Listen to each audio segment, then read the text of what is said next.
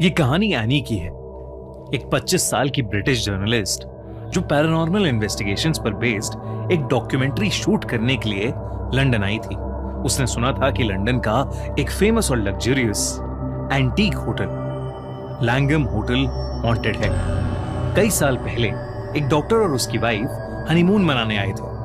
वो दोनों उस होटल के रूम 333 में रुके थे, पर उस डॉक्टर ने उस होटल रूम के अंदर पहले अपनी वाइफ का मर्डर किया और फिर खुद को भी मार डाला। कहते हैं कि तब से रूम 333 में उस डॉक्टर की आत्मा भटकती है। लेकिन एनी की सोच लॉजिकल और एविडेंस बेस्ड थी। उसने अपने करियर में कई बार ऐसे केसेस इन्वेस्टिगेट किए थे जहां उसने कई झूठी और फेक हॉन्टेड लोकेशंस का सच दुनिया के सामने रखा था। उसने सोचा कि वो रूम 333 के इस राज का पता खुद लगाएगी। उसका प्लान था कि वो वहां एक रात गुजारेगी और फिर बाकी केसेस की तरह आगे बढ़ जाएगी। लेकिन उसे नहीं पता था कि ये उसकी जिंदगी का सबसे खौफनाक एक्सपीरियंस होने वाला है। लांगम होटल के मेन एंट्रेंस से चेक इन डेस्क तक का रास्ता सॉफ्ट कारपेटेड फ्लोरिंग और बेहद बड़ी बड़ी पेंटिंग से भरा हुआ था। अपने एक हाथ में एक सूटकेस और दूसरे हाथ में एक कैमरा बैग लेकर एनी रिसेप्शन पर पहुंची। रिसेप्शनिस्ट ने उसे एक बड़ी सी स्माइल दी। लेकिन जब एनी ने रूम 333 के लिए अपना बुकिंग कंफर्मेशन दिया, उस रिसेप्शनिस्ट का चेहरा एक पल के लिए सुन सा पड़ गया। उसके हाथों का मूवमेंट रुक गया। एनी ने उससे पूछा कि उसे अचानक से क्या हुआ, तो वो सॉरी मैम कहकर फिर से मुस्कुराने लगी। एनी अपने काम की वजह से कई होटल्स में रुक चुकी थी और आजकल लगभग सभी ही होटल्स चाबियों की जगह की कार्ड्स देते थे। इसलिए जब रिसेप्शनिस्ट ने एक अटपटी स्माइल के साथ एनी को एक चाबी दी, तो एनी को थोड़ा अजीब लगा। पूरे होटल में काफी चहल पहल थी, पर होटल के 3rd फ्लोर का माहौल कुछ अलग ही था। पूरे कॉरिडोर में कोई नहीं था। रूम 333 कॉरिडोर के दूसरे कोने में था। उस कॉरिडोर की वॉल्स पर पुरानी पेंटिंग्स थीं, जिनके कलर्स फेड हो चुके थे।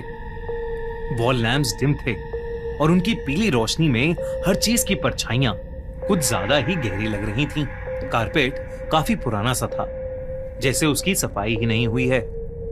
हर कदम पर पैरों के नीचे की लकड़ी हल्की सी आवाज कर रही थी। रूम का दरवाजा डार्क पॉलिश्ड वुड से बना था, जिसमें ब्रास का एक हेवी हैंडल था। जब एनी ने वो हैंडल पकड़ा तो वो कुछ ज्यादा ही ठंडा था। दरवाजा खुलते ही एनी का स्वागत अंधेरे से हुआ। उसने अपना सूटकेस नीचे रखा और फोन की टॉर्च ऑन की और रूम के स्विचेस ढूंढने लगी। रूम का डेकोर विक्टोरियन स्टाइल का था। एक बड़ा king size bed, antique dressing table और एक फुल लेंथ मिरर जो डायरेक्टली बेड के सामने वॉल पर लगा हुआ था। उसे फाइनली बेड के पास स्विच बोर्ड मिल गया, पर जैसे ही उसने लाइट्स ऑन की, दरवाजे से एक जोर की आवाज आई। एनी चौंक गई और बहुत धीरे से पीछे पलटी। उसने अपना सूटकेस दरवाजे के बाहर रखा था और वो लुढ़क कर गिर गया था। उसने सूटकेस बेड के पास रखकर अपना कोट उतारा, बैग अनजिप किया और अपना रिकॉर्डिंग सेटअप निकालना शुरू किया। हर चीज सिस्टमैटिकली, पहले ट्राइपॉड, फिर कैमरा और फिर माइक सेटअप कर दिया। शाम ढल चुकी थी और रात होने लगी थी। एनी ने अपने लिए एक सैंडविच ऑर्डर किया और कमरे के एक कोने में पड़े सोफे पर आराम से बैठ गई। नवंबर का महीना था, इसलिए एनी को थोड़ी सी ठंड लग रही थी। उसने अपने रूम की फायरप्लेस में एक छोटी सी आग जलाई और अपने लैपटॉप पर होटल रूम की गोस्ट साइटिंग्स पर रिसर्च करने लगी। उसका प्लान सिंपल सा था। वो उस रात रूम को रिकॉर्ड करेगी और अपने एक्सपीरियंस को रिव्यू करेगी। उसने सारा इंतजाम कर लिया था। कैमरा रोलिंग था, माइक ऑन था और एनी इंटरनेट की दुनिया में खो चुकी थी। उसे भी पता नहीं चला कि कब उसकी आंख लग गई। कुछ देर बाद एनी के दरवाजे पर एक नॉक हुई और एनी की नींद खुल गई।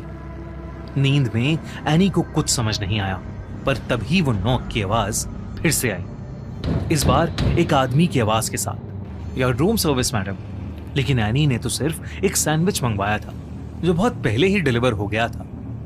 कंफ्यूजन में एनी उठी। शायद किसी और का ऑर्डर उसके रूम में आ गया था। एनी ने दरवाजे के पीप होल से बाहर देखने की कोशिश की। बाहर एक बटलर खड़ा था।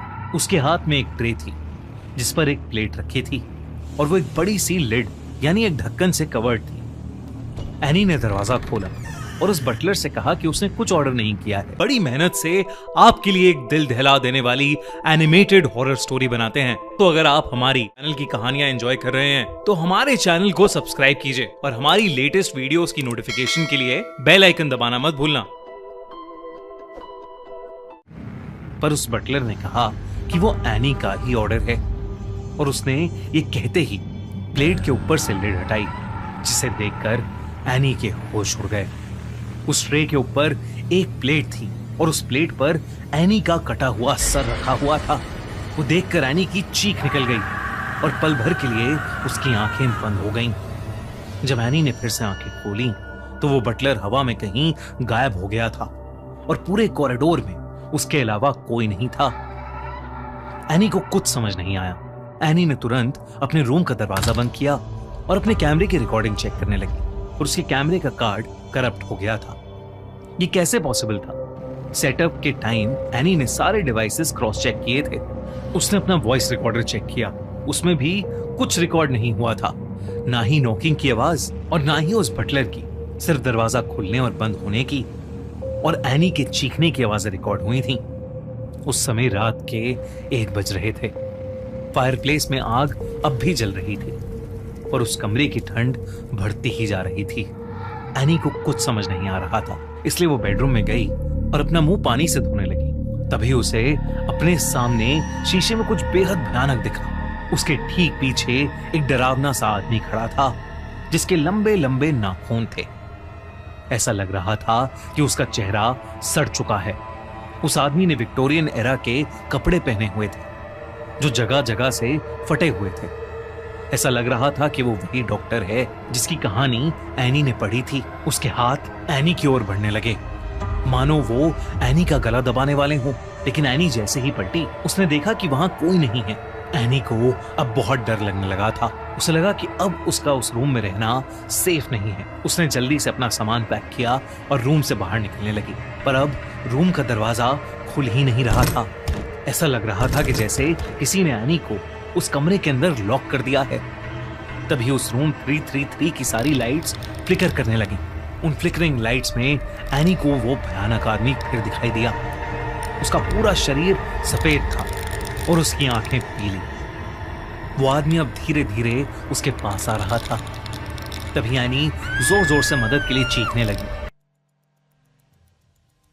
चीखों की आवाजें सुनकर होटल के 2-3 स्टाफ मेंबर्स एनी के रूम में आ गए। उन्होंने जो देखा उसे देखकर उसकी रूह कांप गई।